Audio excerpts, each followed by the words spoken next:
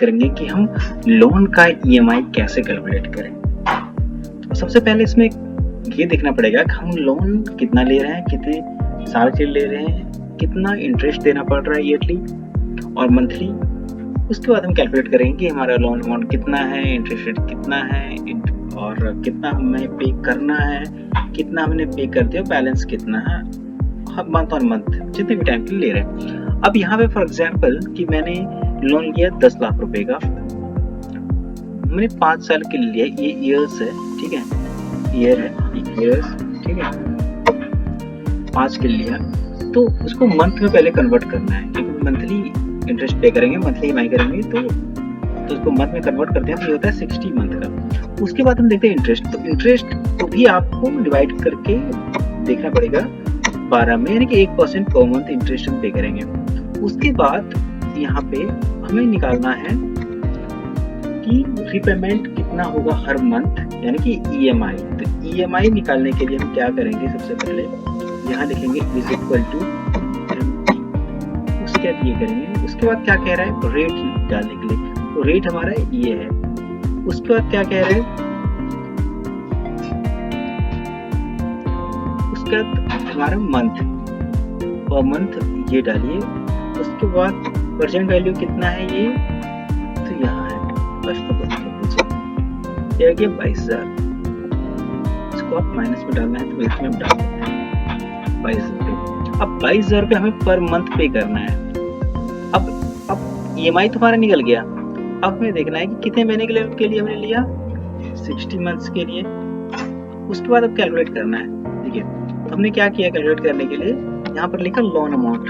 Loan amount कितना है, 10 lakh, interest rate 12, EMI हमारा कितना हो गया, ईएमआई देखिए हमने जो ईएमआई लिया है वहां से लिया है, बिल्कुल। तो ईएमआई तो हम हमेशा एक ही रहेगा, तो हमने इसको ईएमआई को नीचे तक 60 महीने तक हमने इसी को कॉपी पेस्ट कर दिया।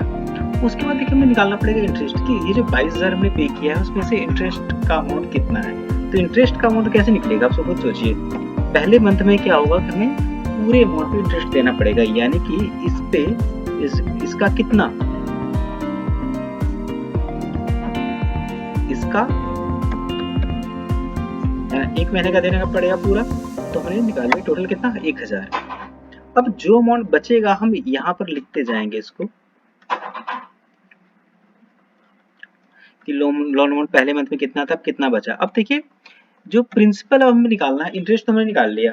अब कुछ सोचिए 22,244 रुपए का ईएमआई पे किया, 1,000 रुपए का इंटरेस्ट एक्चुअल में था, तो रिमेनिंग कितना हो गया, 12,000 रुपए। 12,000 रुपए हमने क्या किया, ये 12,000 रुपए हमने प्रिंसिपल पे किया। इसका मतलब है कि बैलेंस कितना बचा, बैलेंस हमारा बचा 10 लाख में 12,000 हमने पे कर दिया, तो हमारा बचा बैलेंस 9,87,000 रुपए। अब 9 लाख, अब यहाँ पर हम क्या करेंगे, 9,87,000 को लिख देंगे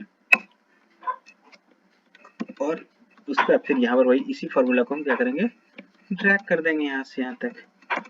तो क्या हुआ, क्या अब मुझे इतना 9,87,000, फिर उस पे इंटरेस्ट पे ईएमआई कितना पे करना है, 12, उस पे इंटरेस्ट कितना पड़ेगा, इतना। तो और प्रिंसिपल कितना हो जाएगा, ये अमाउंट प्रिंसिपल हो जाएगा, अगले महीने इंटरेस्ट कम पड़े लगेगा, तो हमारा ज्यादा अमाउंट हमारा लोन का पे होगा प्रिंसिपल, मतलब तो हमारा 9,75। तो इस तरीके से हम क्या करेंगे, हम पूरे यहाँ पर जो है, यहाँ पर कितना क्या आ गया, 0, यानी कि अब 60वें महीने में हमारे पास जो अमाउंट पे करना है, 0 पे करना है उसको।